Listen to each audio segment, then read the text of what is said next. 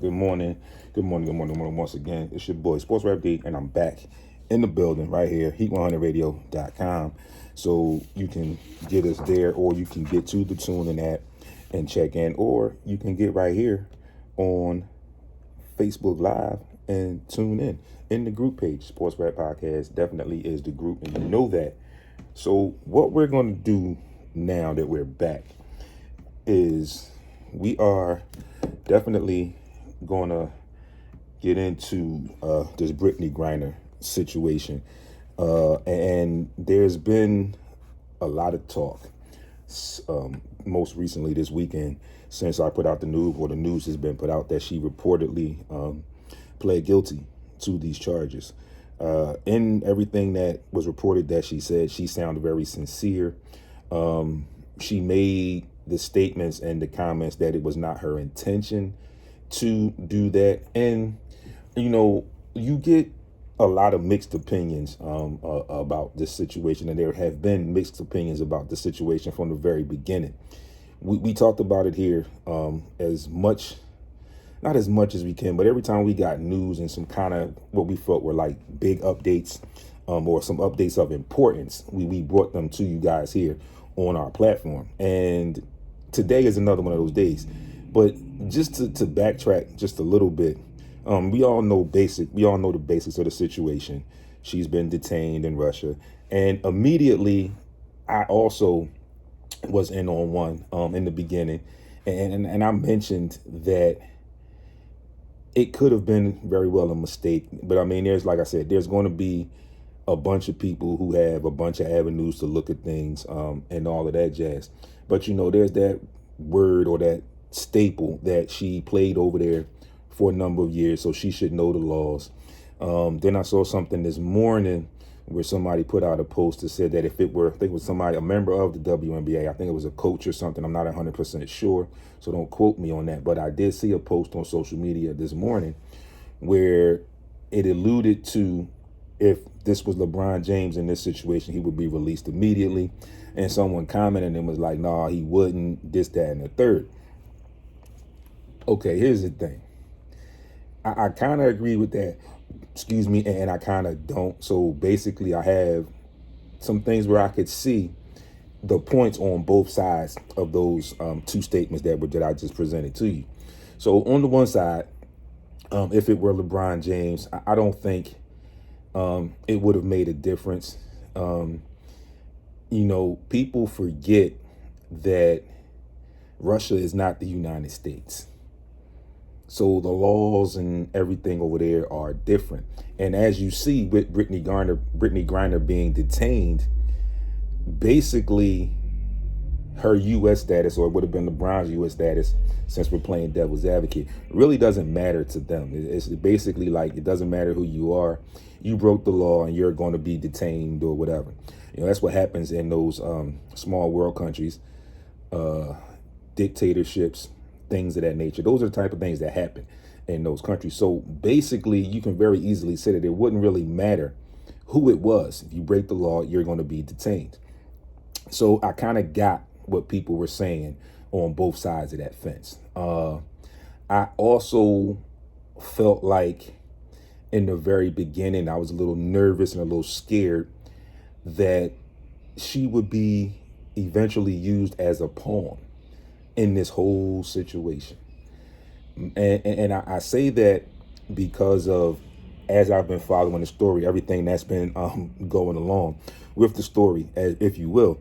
You know, she was detained. It was brought up, you know, talked about a little bit, discussed, got some people to get over there, talk to her wife, who is an attorney, got the WNBA involved and all of that jazz. So now when I mentioned to you earlier in my opening that there's the next governor who's going to go, or has gone, and tried to talk to some people about that thing. But the bottom line is, I'm beginning to feel, with the most recent article that I saw in reference to her pleading guilty, I feel like my thoughts are becoming true. They're coming to fruition. Whereas, like I mentioned in that quote, that post that I saw earlier, and I mentioned this to a couple of friends, it feels like she's being a pawn because there are some stipulations Okay. She did plead guilty, and I guess she felt with legal advice that she got and what she felt and how she feels about the judicial systems in the United States. She felt like if she, quote unquote, came clean, pled guilty, that things may start to look a little better, start to make a turn for the better for her. It may be the case, but it's not going to be at the rate of speed or time as it would be in the United States. Again, you got to remember, people, we're talking about the former Soviet Union. We're talking about Russia, who was engaged in a war with the Ukraine. Okay, so there's a lot going on over there. And it's a lot different over there. So one of the stipulations that's been put out from Russia is they also want some prisoners here, some Russian prisoners that are detained in the United States, released in order to, I guess, proceed along or have a little push in helping Brittney Griner get released. The problem I have with that is the people that they want released have committed worse crimes than what Brittney Griner has been accused of. It's crazy. It's funny.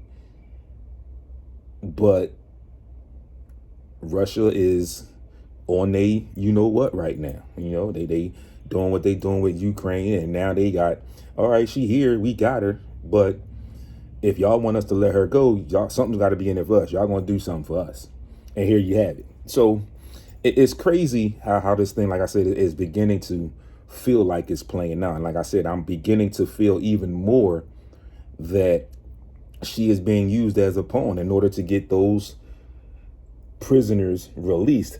And it's kind of ironic if you haven't been paying attention to the story. But remember, I just mentioned to you that the prisoners that Russia wants released have done or have committed more serious crimes. And some of those crimes kind of fit into that situation of what's going on over there now, because they're in a war. So a lot of what these guys or these people that they want released have done are, in my opinion, you know, from what the crimes that I've seen that they have been accused of and detained for, could help them in the war. So, yeah, okay, if I'm them too, yeah, all right, y'all want us to release her? All right, we'll let her. We'll release her. But you know we're in the middle of a war, and y'all going to let them people out there can help us in this war, and then we'll do what you need us to do. So it's not an even split. It's not a barter system, if you will, where they're trying to make it look like that. But again, I believe, and like I said, I'm starting to feel even more that she is becoming a pawn, or has become a pawn in this situation. Right now, currently, there's no timetable of how long this trial could take, and she's been detained since February 17th. She said, and this is, I quote, "I'd like to plead guilty, Your Honor, but there was no intent. I did not want to break the law," end quote. So that's what she said. Her next appearance is due in 3 days from now, the 14th. And ironically, she will face up to, Big Chuck, what's going on, homie? She will face up to 10 years in prison if she is convicted of large-scale transportation of drugs. So with that particular part right there, we'll honestly never know how much was found. They were vape cartridges. Okay, that's what they were accusing her of, stealing vape cartridges, not stealing, but smuggling vape cartridges. And they said here, they said for large scale transportation. I honestly don't think it was large scale. This is another reason that will add fuel to the fire why I think she's being used as a pawn.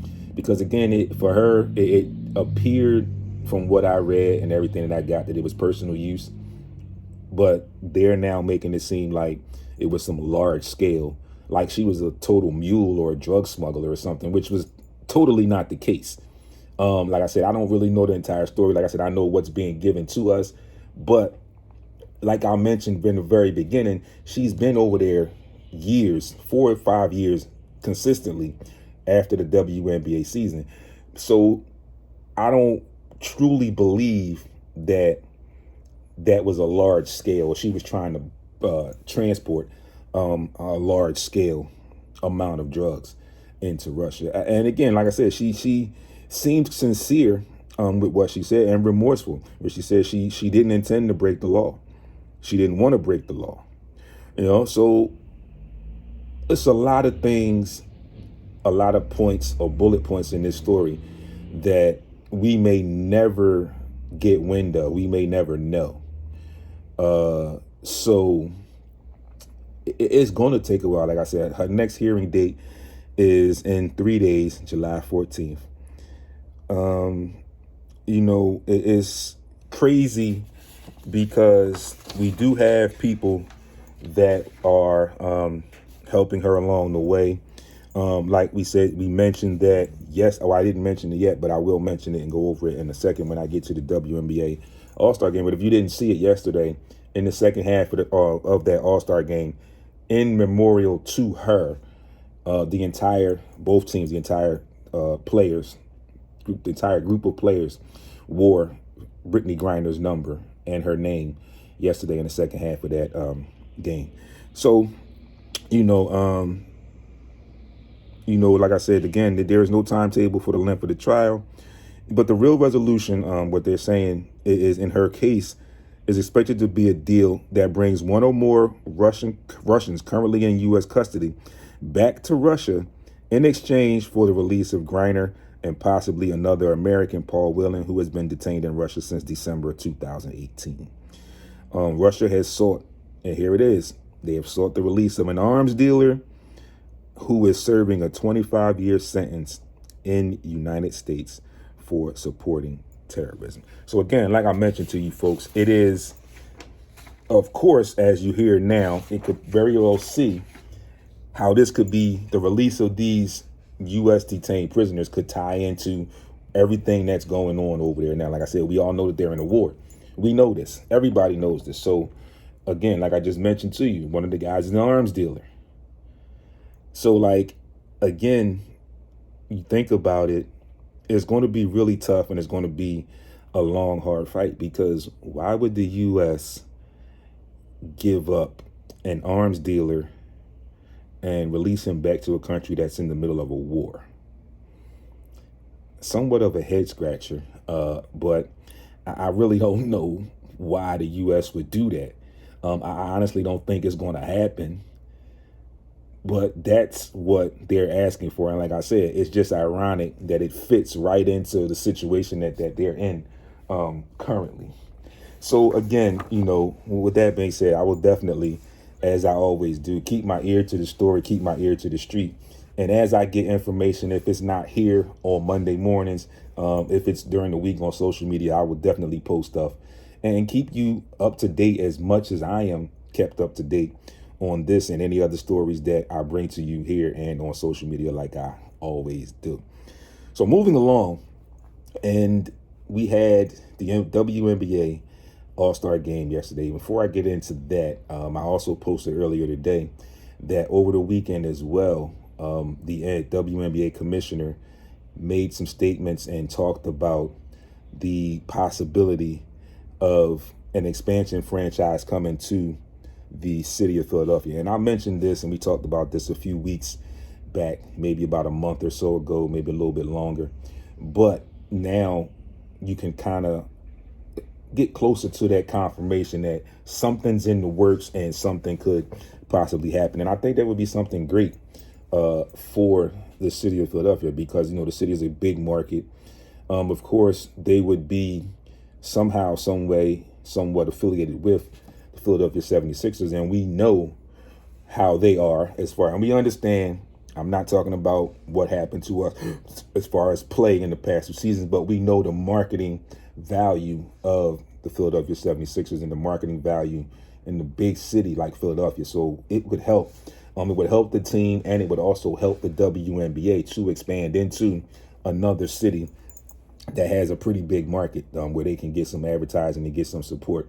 And because, I'm always talking about how I am in favor of the WNBA needing more media attention, more fan support, more advertising. They just need more.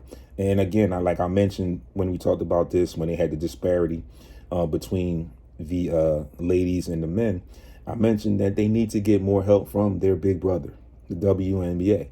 And there's no question the WNBA has the money to do it. It's just a matter of how you do it. And again, for me, a lot of people will immediately say, well, they can help them out with the money. And like I just said, some money, yes, would definitely help. But it doesn't have to necessarily be a monetary thing. The outreach, the advertising, and the TV contracts and the things that the NBA has, their reach could very well help.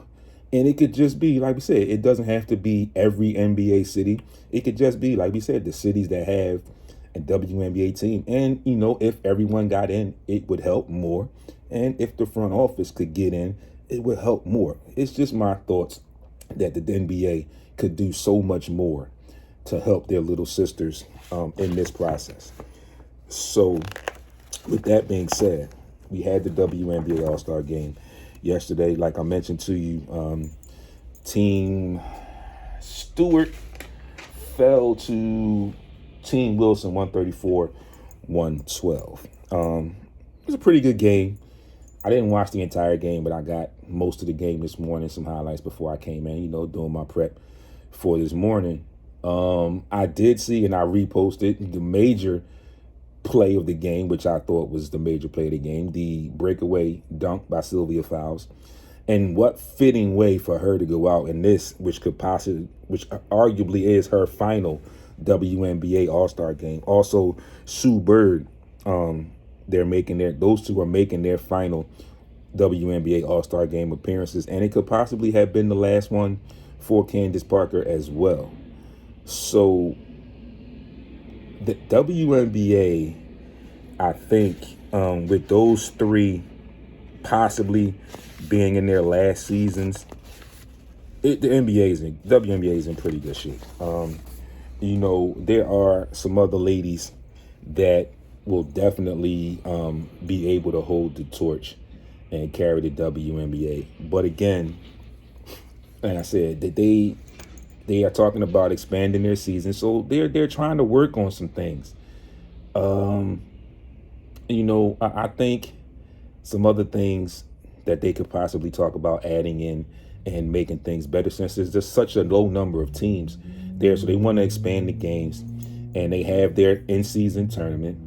And they have an all-star game, of course, to that.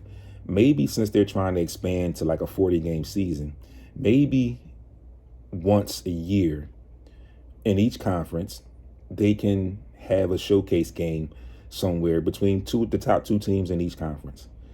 And it doesn't have to be in either one of those top two teams' home city, somewhere close, somewhere that represents the teams in that conference. You know what I'm saying? If you understand what I mean. So like Eastern Conference, it could be somewhere along the Eastern Seaboard in one of the major cities where they could get more people and have some more advertising and do some things. And the same thing on the West Coast, where they can get a big city. And like I said, the top two teams in each conference just have a showcase game, like they have the in-season tournament. Have a showcase game to try and recoup some fans and bring some more fans in to that situation of the WNBA. So that's going to take a lot, people. And again, that now they're talking about possibly expanding again, I think, which is a good thing, because like all the things that I mentioned to you just a few minutes ago, the city is a very, very marketable city. It's a big city. It's a very, very high market for professional sports. Like I said, you see the support that the Sixers and the Eagles and the Phillies get. The Flyers are, you also see the support that the Philadelphia Union gets. So it's very marketable, and that could just add in and help push that WNBA expansion team along, and also push into the entire league, fuel some more energy and some more oomph into that league, and get it going to where a lot of us, or some of us, feel it could be, or some of us feel it should be. Again, we'll probably be talking to our cheeks are red, our eyes are tired, vocal cords are strained about the disparity in pay. They are working on that. But again, that goes into their concessions and ticket sales and things of that nature, where you see, if you look at the list of teams, and there are some marketable teams, but they've got to get another way or figure out another way to get some more TV time, get bigger TV contracts. They've got to, and again, like I said, it has to take the help, it has to get help from their big brother, the WNBA, who has that reach and that can assist the WNBA in getting more notoriety than what they currently have.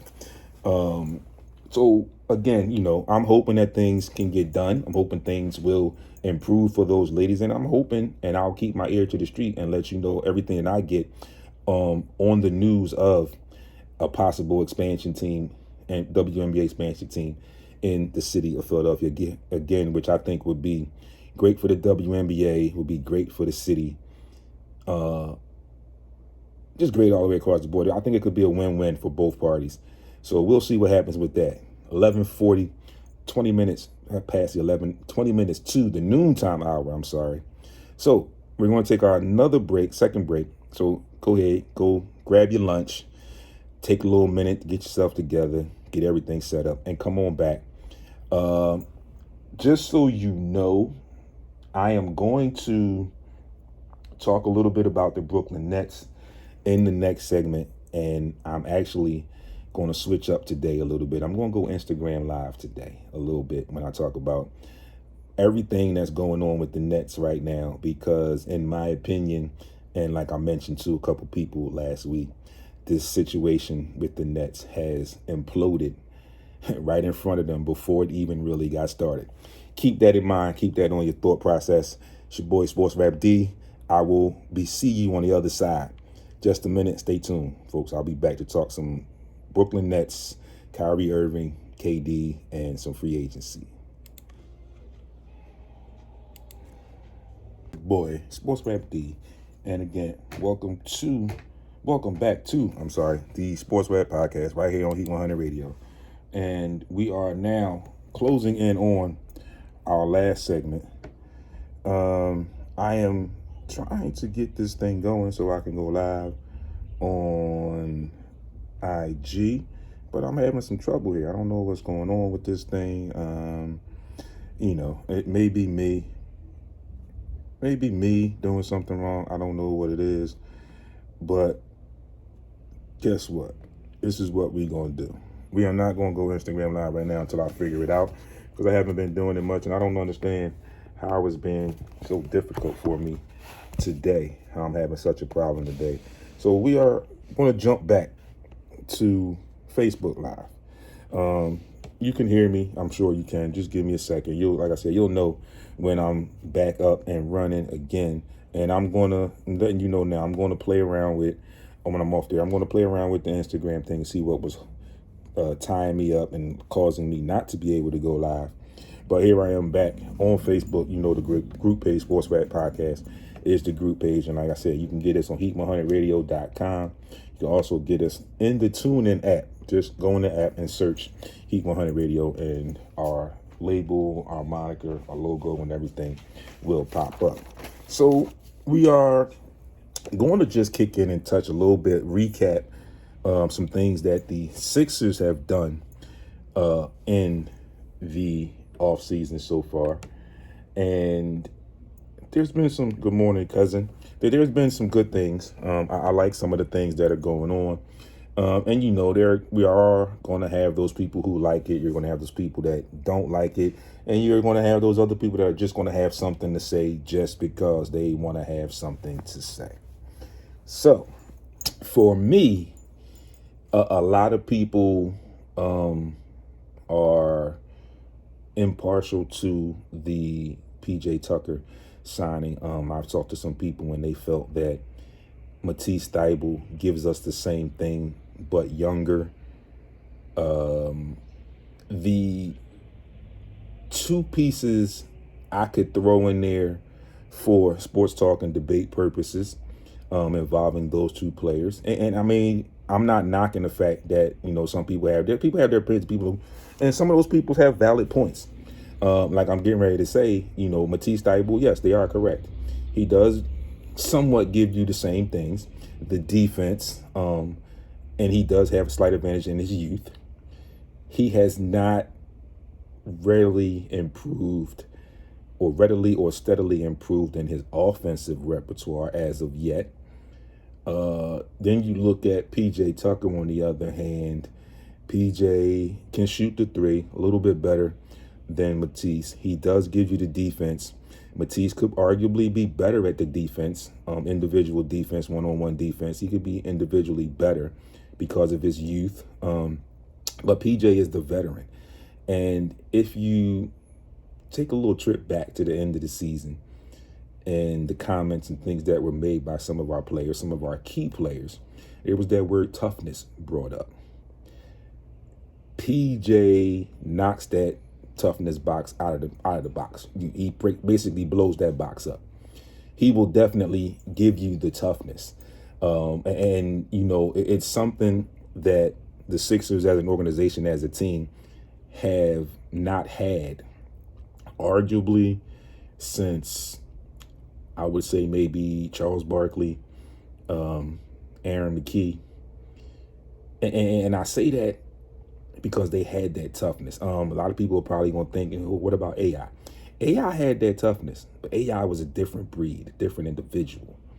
And where I'm just talking about the defense and just the toughness that a lot of other teammates will feed off of. And that's where I think PJ fits. And I think one of the biggest things, or the main thing that people are disgruntled about with the PJ Tucker signing is the money.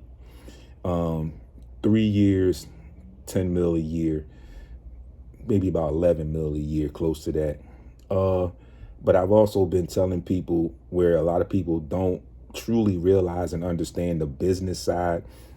If you look at that $10 million, the state of the NBA, and you've seen it, people, with the signings that have been going on, the extensions and all of this kind of jazz that's been going on for the past couple years in the NBA, that $10 million is starting to feel like the veterans minimum. So you take that into consideration and you think about a lot of the younger players that a lot of people felt like the Sixers could have went after in place of PJ Tucker. And you have to ask yourself in the background, and you have to take this and put this on the back burner and think about it. Will these younger guys come and play for that $10 million when they see what's going on around the league? I think PJ Tucker has won a championship. He went to Miami. Didn't happen there. Yeah, Mario, again, like I said, I agree, with a lot of people, a lot of stuff. Well, I'm going to say I agree, but I understand what a lot of people have said, and you're right. They could have had somebody younger. But again, what PJ brings into your organization, which is something that you haven't had in a long time, something that was stressed by your key players at the end of the season. And again, like I said, it's that issue on the business side where I don't feel comfortable with saying or believing that a lot of these younger players who could have been had and who could very well have done the same things that PJ Tucker does would have arguably had come and played for that $10 million. That's the big key for me. And, when you don't look at that side, the business side rather of the NBA, Rob, thanks for tuning in. When you look at that side of the business, you people forget that it also is a business. We can sit here on this side of the fence as fans and say, oh, well, they could have got this person, they could have got that person. Again, like I said, that money thing, the way money is being thrown around in the NBA right now, a new collective bargaining agreement coming up in a year or two, I believe. The salary cap is allegedly possibly going to go up next year. So like the Sixers are doing some things and they're making some room for some pieces to be added where they can get past what they do. And I mean, I think it's okay. You have to kind of ride with it because they had 2 years and they got basically to the same position in 2 years. So now you have to look past that. You have to analyze what you had year 1 with Doc Rivers, year 2 with Doc Rivers and Daryl Morey. And you got to get past what you had. Sometimes on the business side, you have fan favorites that will end up needing to be put in deals or moved for the purpose of the advancement of the team. And, it's sometimes hard for fans when they get attached to players or cities get attached to players and then they get moved on. But sometimes those things have to happen. It's like I always say, and like I've always said about the situation with Andy Reid and the Philadelphia Eagles. Success while he was here. City fell in love with him as a coach. In my opinion, arguably had his best years as a coach here until he won a Super Bowl. But for the most part, his best years here. Just couldn't get past that NFC Championship game. And then it got to the point where things were not changing. Things were pretty much staying in the same place. So it was like, okay, yeah, it's about time. We got to separate. This marriage has run its course. It has to be changed. And that's part of the business. So it's the same thing. And yeah, because I see he's 37, he's 34. Yes, you definitely need fresh legs from James Harden. But where the Sixers are now, some of these core pieces that you're saying, the James Hardens, the PJ Tuckers, are pieces that could help. They also did get some younger pieces in this mix. Daniel House, Trevelin Queen. There's now talk about Reggie Bullock possibly being on their radar. There was talk about Eric Gordon being on their radar. Now, most recently, you've heard about the tweets between the fan and Markieff Morris, where he could possibly, or has stated possibly, that he wanted to come here and play for the Sixers, which could be huge for the Sixers because you could have that younger, so to speak, PJ Tucker on the same roster with the old original PJ Tucker. And Markieff Morris will definitely bring that Philly toughness. He's a Philly native, so he'll definitely bring that toughness. And he has the offensive abilities to be a viable part of this team moving forward. So I'm hoping that the Sixers kick the tires on that.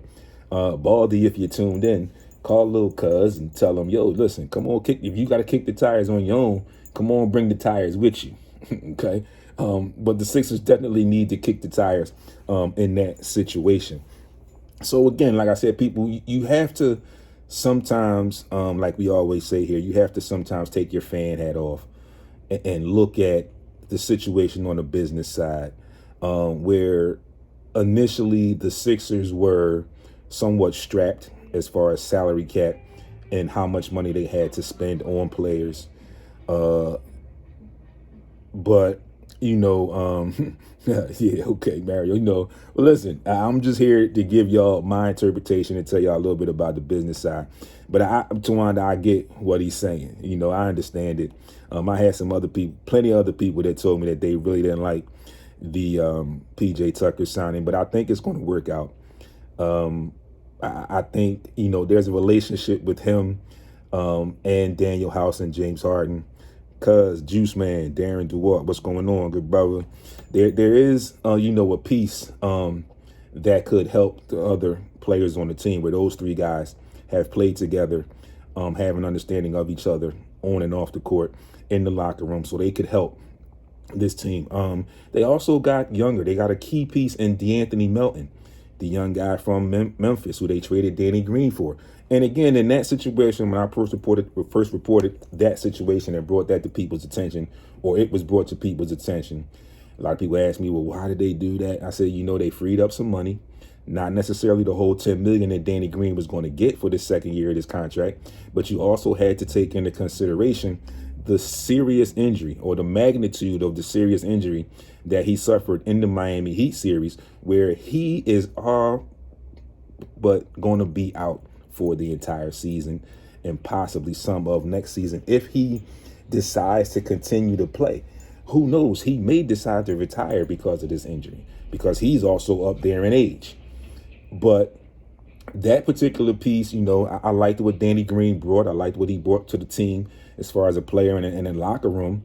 But, it's one of those things, like I said, again, the business side where you got to get some of that money off your cap. Like I said, you didn't get the whole 10 million, but you probably freed up about 6 or 7 with that move. Okay. And then you got younger and DeAnthony Melton. You got somebody that can do the same things that Danny Green could do, just younger. So it's working out, people just have to think about what we had on our roster past our core, if you will. And that core very much arguably being Joel, James, Tyrese, and Tobias. And there's still rumors floating around that Tobias Harris could still possibly be moved, which would definitely help even further down the line with that contract that he signed. And we all know I've talked about that hand over fist, foot over, whatever you want to call it, however you want to say it. I've talked about how I felt about that situation and that contract wise, as far as the business side. And I told you I've always felt that Tobias Harris, for me, has never been consistent enough to be that second scorer, that Batman. He's like that third, possibly fourth option. So you have to look at the situation and hope for the best. So, I don't think the Sixers are done as of yet. And I think that there will be some more moves made. Hopefully, Matisse will still be here and we'll be able to learn some things from PJ Tucker and if they can get Markieff Morris from them. So, but he really does need to improve on the offensive end, which is the biggest question mark for him from everybody in and around the Sixers, anybody that covers the Sixers or watches the Sixers. That is the biggest concern about Matisse Thybulle.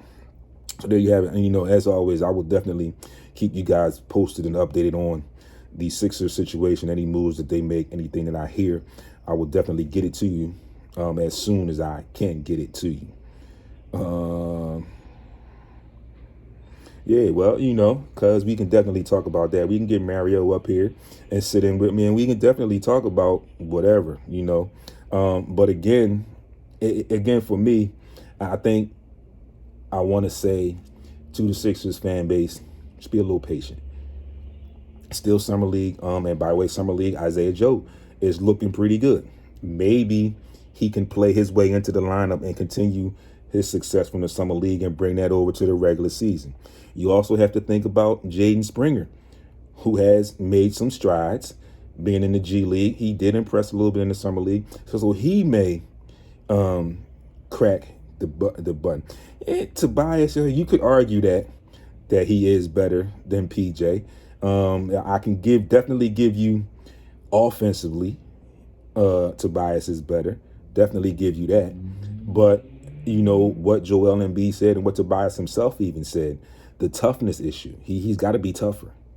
I'm not knocking him or anything like that. And I give you, yes, offensively he is better than PJ, but he's got to be tougher. If he wants to be one of the guys here, he's got to be tougher and he's got to be a little bit more consistent for me to do that.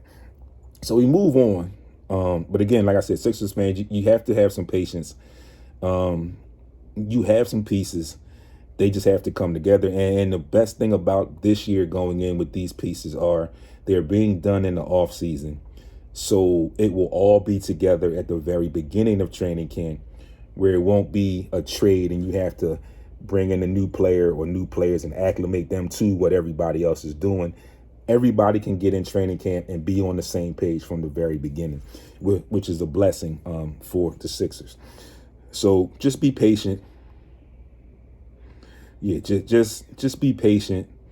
I think the thing's going to come together. And I think the pieces that have already been added are going to be viable pieces. I could go through the list and tell you there are definitely a couple pieces on this roster that ended on the roster last year that I could tell you right now and say, look, yeah, get rid of him, get rid of him, and get rid of him, and possibly even him. So that's like another story.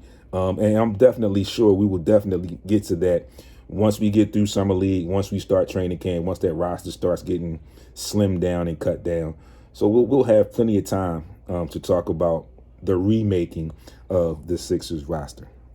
So the other biggest story, which is somewhat or has been somewhat taking the light off of actual free agency are the Brooklyn Nets issues with themselves, Kyrie Irving and Kevin Durant. So just a little backtrack to start off. We know now Kyrie Irving has opted in to his contract because the Nets didn't feel comfortable in signing him to an extension. I honestly do not blame them for that because we've seen what Kyrie has been in the past couple years as far as a player, basically a part-time player. He was not going to get the max extension, so he opted in. Then shortly after that, you have Kevin Durant apparently requesting a trade, which is kind of surprising, which was kind of surprising to a lot of people because Kyrie opted in.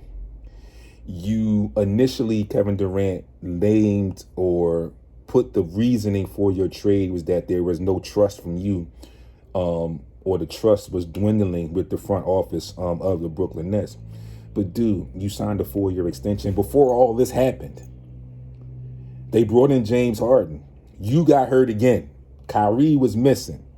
For the short time that he was there, when he was there, James Harden did actually put that team on his back. It kind of did put him on his back. But you look at the situation now, you can very easily and arguably, for sake of conversation, dialogue, debating, he might have seen the writing on the wall before anybody else did, and that's why he got out. Because now you look, Kyrie Irving wants out.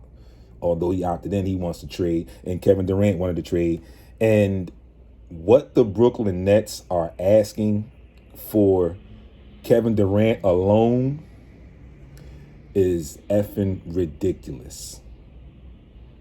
Okay? I don't think they're not going to get anything close to what they're asking for. And the crazy part is you go and compare, because James Harden's not really in this mix, but kind of sort of tied to it.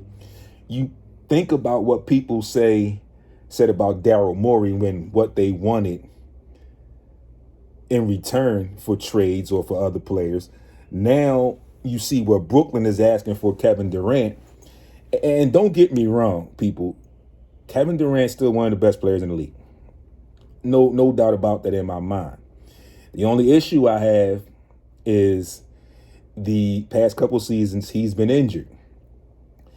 And I know it happens, but he's been injured for some reason at crucial points in seasons. I mean, you look at season just passed. When it began, homie, Mr. Terrell, thanks for tuning in. When you looked at the Nets going into the season, odds-on favorite penciled in on paper to win the title. And what happened? Kyrie didn't want to get the vaccine. We know about that situation. Kevin Durant got hurt. We know about that situation. James Harden was there. James Harden seen it going left before it actually went left and wanted out. He got out. The Brooklyn Nets ended up being in the play-in tournament. Then getting through the play-in tournament, first round being swept by the Boston Celtics. Swept. Which means they didn't win a game in the playoffs. And they had Kyrie Irving back, and they had Kevin Durant back. And ironically, the mandate was lifted so Kyrie could play in home games. And they still got swept by the Boston Celtics. But they were the odds-on favorites going in to win the East and arguably win the championship. Didn't happen. So now it's a barn fire. Players have issues with management after signing the 4-year extensions. Players who don't want to work full-time want more money, want the max money. You're not going to get the max money if you're not going to play full-time. It makes no sense. KD, you signed this 4-year extension. Now you say you have no trust. Well, obviously, you had some trust before because you signed the extension. Now they want more than a king's ransom, if you will, in a trade offer for KD. This one trade that I saw, which was totally utterly, in my opinion, ridiculous, or like I like to say, ridiculous. And I am pretty much sure, like I'm like 98.9% sure that there's no way that this is going to happen. Now, just listen to this for a second, people. I want you to listen to me and what I say. And when I say they want more than the king's ransom, but this deal, this mock deal that I said that I saw, and I had to bring it to the table because it's no way, in my opinion, that this is ever going to happen. And it's a 3-team, 1, 2, 3. It's a 4-team deal. Okay, because with Kevin Durant, with that extension, Harry Scruggs, thanks for tuning in. With that extension, there is definitely going to have to be a third, and like this trade, a possible 4th team to get in on this. So this trade has the 4 teams involved. Let me tell you those 4 teams involved. Obviously, the Brooklyn Nets, the Utah Jazz, the Phoenix Suns, and the Los Angeles Lakers. One of the teams that KD said that he was interested in going to when he put out the trade request, the first 2 teams were Miami and Phoenix. Okay, and then he said later on, just as recent as last week, he only wants to go to a team that already has 2 stars. Caught a lot of flack from that. I didn't even go in on that part. But he did mention that he wanted to go to a team that already had 2 stars. Okay, but here's the trade. And again, the teams are the Jazz, the Nets, the Suns, and the Lakers. All right. The Jazz would end up with Kevin Durant and DeAndre Ayton. The Suns would end up with Ben Simmons. And the Lakers would end up with Kyrie Irving, Landry Shamet, and Dario Saric. In return, the Brooklyn Nets will be receiving Russell Westbrook, Talon Horton-Tucker, Mike Conley Jr., Bojan Bogdanovic, Jordan Clarkson, Rudy Gay. Now, here is where the ridiculousness comes in. 1, 2, 3. Wait a minute. I wrote this down again. I'm going to get a clearer version for you so I can give it to you. 1, 2, 3, 4, 5, 6, 7, 8, 9, 10 first-round picks.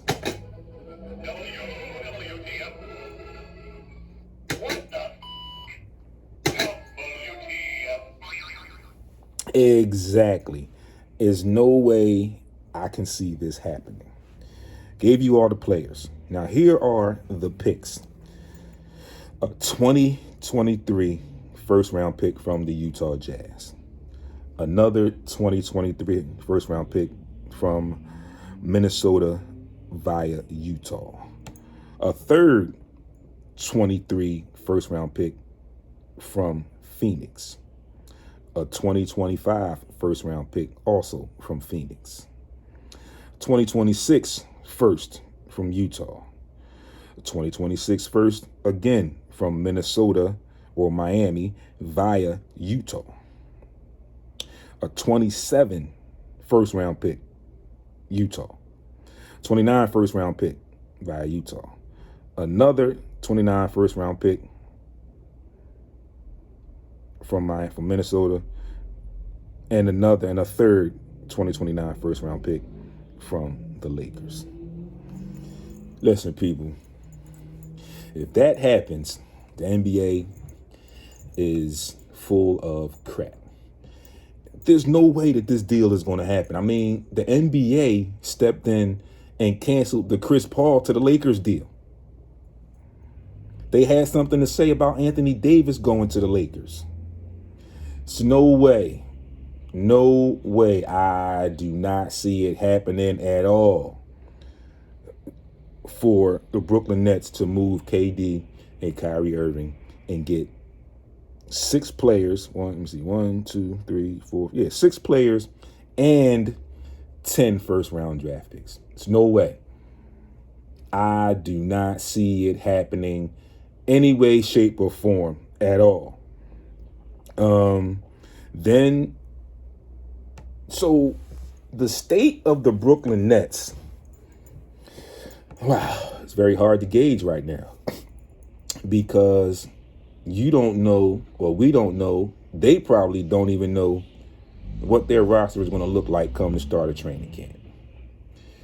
There were rumors that Kyrie Irving was in training camp, and someone overheard him respond to a fan and saying that he would be with the Lakers very soon. They are on the other side of that with the Lakers issue. Couple things going on there where Russell Westbrook allegedly put out a statement and said that it's tough for him. It's not fair with him being the best player on the Lakers. Not a huge LeBron fan, but I think you might need to rethink that, Russie. Also, they were seen at Summer League game and did not make any particulars to one another at all. Let's see here. We got a quote, Harry Scruggs. He says, the Nets don't really want to trade KD, and that's why they're asking for ridiculous draft picks, players. Absolutely. And with them having the years over him, he is at their mercy. Absolutely. Like, he doesn't have any leverage. It's the same thing I was saying with the Ben Simmons situation. It's like, you're under contract, dude, so they don't have to trade you at all. You can do what you want. You don't have to come and play. You can sit out, and you'll go through the same thing. You'll get fined, whatever. But they don't have to trade you. Again, like Harry Scruggs, this is why they're asking for this ridiculous amount of stuff in the trade. Stuff that they obviously know they're not going to get. It's been a lot of talk that arguably the Golden State Warriors could be on his list for a reunion and could basically offer the best package. But when you think about it in the long term, they just won the championship with some of the pieces that are being asked for. Why would we get rid of them now just to bring in Kevin Durant? When we've shown already that we won it without him, we won it with him, and then we came back and won it again without him. So it's like, I don't get, like I said, I do also still believe that they do have the best package. But you look at the Warriors side, it's like, why would they do that? They just won a championship with these guys, so why would they move them this soon? It's not likely going to happen. There's also talk that in the front office where LeBron is trying to kind of lobby for Kyrie, where the inside office, some of the people in the inside want a situation where they could possibly get Buddy Hield instead of Kyrie Irving. There's also questions and talk that the Nets wanted LeBron, AD, Kendrick Nunn, and 5 first-round picks for Kevin Durant. Are you freaking kidding me? Like, and people are really like talking about this like, oh, they want this and everything. Yo, that stuff is not going to happen, people. Again, I say you have to think about the business side of it. It's no way these teams, the Jazz, giving up 3 first-round picks. The Jazz giving up 2 or 3 first-round picks. The Suns giving up 2 or 3 first-round picks. That's not going to happen. Because you got KD on the wrong side actually coming up on the wrong side of the hill. He's on his way on a decline. And like I said, he's been hurt the past couple years. Hurt. So you don't even know if you get him, when you got him, you better use him because you don't know if you're going to have him for the entire season. You can almost bank that at some point he is going to miss some time. And if you make these trades and you move these pieces, when he's out, you could be very well in the same situation as the Brooklyn Nets, where you don't have enough. It is definitely going to be fun to see how this all plays out. I could easily sit here and say, and I'm just going to say it. I'm not really going to get into it. But if both of those guys somehow something happened, they were to get traded or not play, then you have Ben Simmons there. And does anybody really think he can hold that weight on his own? Hasn't shown it yet. But does anybody really think he can hold that weight on his own? We don't know. We may never see if Ben Simmons can hold that kind of weight on his own shoulders.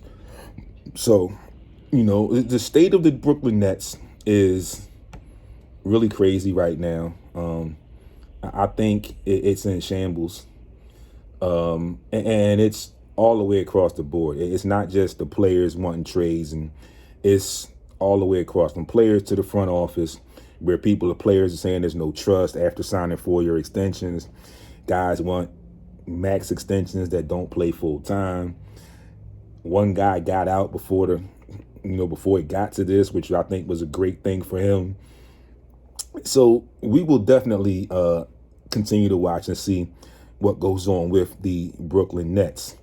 All in all, folks, again, then I'm just gonna leave this here, and I posted it, and I'm waiting to see more comments. The comment from John Morant. This is a little off the main, but where he said that he would cook Jordan. I like you, Ja, but you're talking out the side of your neck. No. And I mean, I get it. I understand how you feel about today's NBA, but Jordan's NBA was a lot tougher.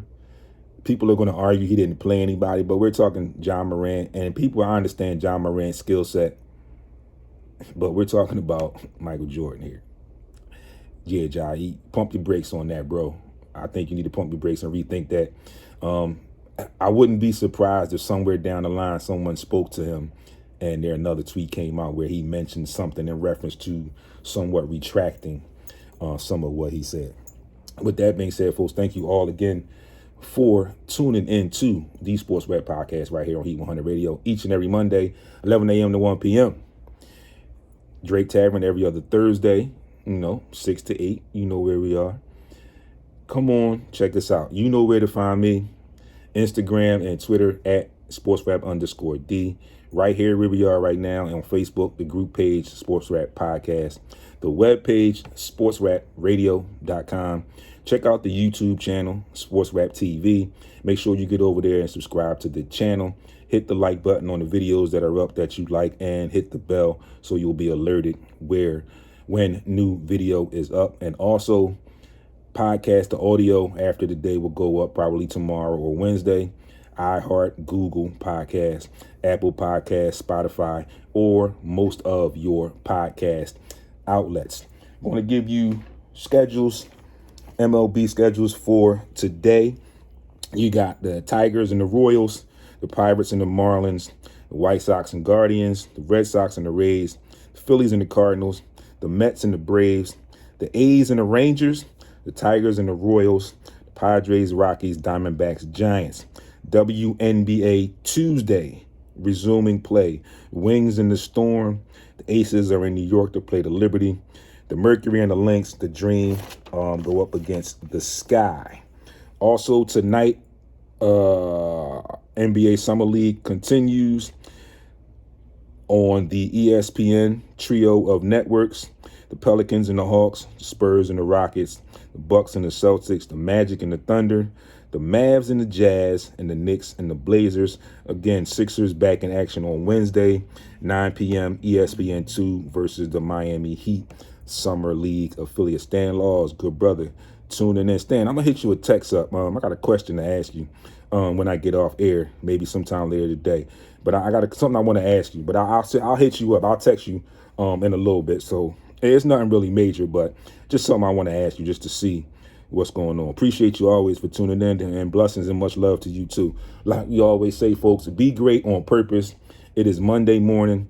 Get out, get some of this sunshine. It's lunchtime, 12:30. Some of you might be going back from lunch. Some of you might just be getting out. Get out and get you some of that sunshine, and tune in to Sports Rap each and every Monday here and all week on social media. It's your boy, SportsRap D, signing out. Thanks again, everybody that tuned in, and I will see you all. Wait, I almost forgot. Before I go, I know you saw it. I posted. There is an announcement. I need everyone that's tuned in, everyone that may see this later on, check in the comments and whatnot. Please, I'm alerting you now. Save the date. September the 4th. Save the date. Sunday before Labor Day. That's all I'm going to give you now. Save the date and make sure you stay tuned to find out what the announcement actually is. But for right now, save that date, September the 4th. We got something coming. Something for our fans, everybody from Heat 100 Radio, and myself, Simply Monica, SportsRap D. Keep the date, September the 4th. Say the date. Be great on purpose, folks. I'll see you all week on social media. Right back here next Monday on Sports Rap Live. Peace.